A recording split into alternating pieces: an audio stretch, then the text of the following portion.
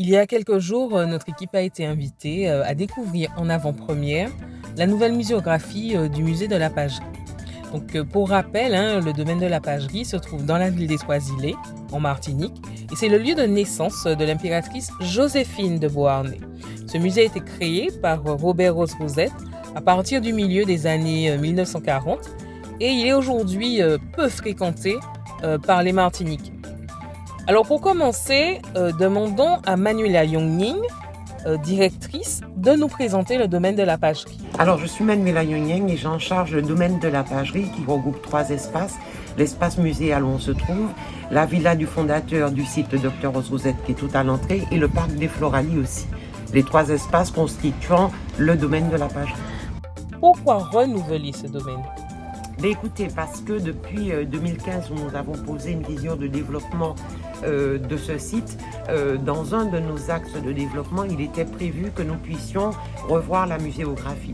Une muséographie qui datait d'une trentaine d'années, puisqu'à l'époque la Pagerie était en gestion par une association qui faisait avec ses faibles moyens. Et s'est présentée une opportunité, celle de la pause sanitaire imposée par le Covid. Et nous avons, plutôt que de rester dans l'inertie avec la CTM, proposé de profiter de cette opportunité pour, vous savez, prendre le temps du sens, se poser les questions qui font sens et à ce moment-là, travailler en mode projet avec toute l'équipe, surtout qu'arrivaient 2 nouveaux éléments. Le premier était la restitution d'une étude sur l'habitat servile des esclaves qui avait été réalisée par Jessica Pierre-Louis depuis 2019. Et le deuxième axe que nous avions, c'était le don par les héritiers Rose-Rosette du fonds du docteur Rose-Rosette. Donc nous demandions depuis avant la pause du Covid comment faire pour mettre en valeur tous ces éléments-là au sein d'une nouvelle muséographie. L'opportunité s'est présentée, nous en avons profité pour le faire avant le calendrier prévu. Jessica Pierre-Louis, elle est une historienne indépendante et elle propose ses services de chercheuse scientifique aux institutions, aux particuliers qui en ont besoin.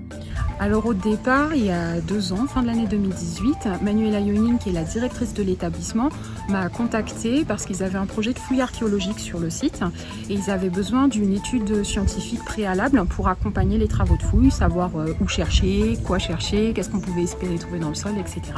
Et donc en 2019, j'ai fait une étude cofinancée par la DAC et la CTM sur l'habitat servile et les esclaves de la Pagerie. Et normalement, en 2020, il aurait dû y avoir la fouille archéologique du site et avec la crise sanitaire, ça a dû être reporté. Par contre, comme après le confinement, il y a eu la nécessité de démonter des collections à la Pagerie, Manuela Yongning m'a proposé de participer au projet pour refaire la muséographie, profiter de cet instant-là pour refaire la muséographie.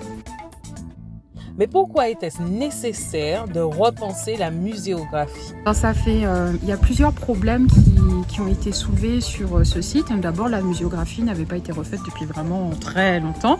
Et comme tout espace culturel, les choses évoluent, donc normalement la muséographie aussi.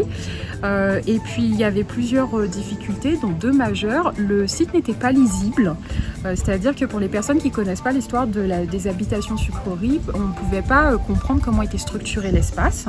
Donc refaire la muséographie pouvait permettre de répondre à cette problématique. Et la deuxième, c'est qu'il y avait des collections, mais qui étaient toutes mélangées et sans aucun texte. Donc en fait, les gens voyaient plein de choses, mais ils ne savaient pas ce qu'ils voyaient, ils n'avaient pas d'éléments contextuels pour comprendre les collections qui étaient visibles. Alors, comment avez-vous procédé ? Je pars du principe qu'un projet, pour être porté, nourri, mis en œuvre, expérience faite dans la fonction publique, doit être véritablement un projet d'équipe, porté par toute l'équipe. Et pour nous, c'était essentiel. D'abord, nous avons commencé par nous asseoir avec l'équipe. Les guides, l'administration, le médiateur, le jardinier, après le Covid, puisque les jardins qui sont nos collections étaient dévastés. Nous nous sommes posé les vraies questions puisque nous pratiquons ce site. Nous avons ensemble revisité le site et nous nous sommes dit que c'était le moment de raconter une autre histoire ou en tout cas de raconter l'histoire différemment. Une fois que l'équipe s'est mise d'accord, nous avons écrit un pré-projet Après, s'en s'est suivi la phase de validation politique, bien sûr, par notre conseiller exécutif en charge de la culture, Madame Newton. Et après, nous avons fonctionné en mode projet. Identification des besoins, consultation en termes de commandes publiques, un budget a été défini. Nous avons déroulé toute la phase administrative d'une ingénierie de projet. Enfin, Dominique Rogers est historienne et c'est elle la conseillère scientifique du projet. Pouvez-vous nous expliquer en quoi cela consiste ? Alors mon rôle, je suis conseiller scientifique, c'est-à-dire que mon rôle est de vérifier la véracité scientifique des propos qui sont tenus, faire en sorte de mettre en œuvre quelque chose. Alors donc il y a ce côté technique de vérification des informations, mais mon rôle a été aussi peut-être de pousser avec la caution scientifique pour qu'on fasse certains choix dans la conception même du projet muséographique. Dès le départ, dès que je suis rentrée dans ce conseil scientifique il y a 5 ans, on voulait changer cette muséographie. On était conscient qu'il y avait des collections, mais c'était trop chargé, qu'il n'y avait pas de lisibilité, qu'il y avait des problèmes d'incohérence. Dans la cuisine, on avait le lit de Joséphine, on avait la cuisine, c'était pas cohérent. Cuisine, ça doit servir de cuisine, donc voilà.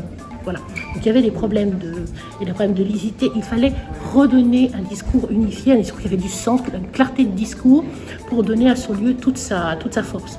Ensuite, dans les priorités qui étaient la mienne, je suis très sensible au fait que on est en Martinique et sur n'importe quelle habitation Clément, habitation Céron, on ne nous parle que des propriétaires, on nous parle de la production de café, de bananes, de tout ce qu'on veut, mais on ne nous parle jamais des hommes et des femmes qui ont produit cette richesse et qui sont quand même les descendants de la grande majorité des gens qui sont ici. Donc on avait très envie que sur ce site, on puisse justement parler de l'histoire de ces hommes et de ces femmes et pas simplement des propriétaires. Donc vraiment, ça a été notre choix. On ne voulait pas le faire dans la généralité. On ne pourrait pas utiliser des collections qu'on a vues ailleurs, des photos et tout, raconter toujours la même chose. Et puis, on voulait parler de production, mais surtout donner de femmes, de familles, d'enfants, de faire toucher le concret de la vie de ces gens-là. Et donc c'est pour ça que l'on a d'abord développé des recherches, on a financé des recherches pour arriver à effectivement connaître les esclaves qui avaient vécu ici, notamment avec plusieurs inventaires. Alors on aura choisi un pour l'exposition, mais qui permettent de... Vraiment, ce ne sont plus des esclaves, ce sont des personnes avec des noms, des liens de famille, qui sont des états de santé différents. Et puis on voulait arriver à avoir une idée donc, du devenir de certaines de ces personnes.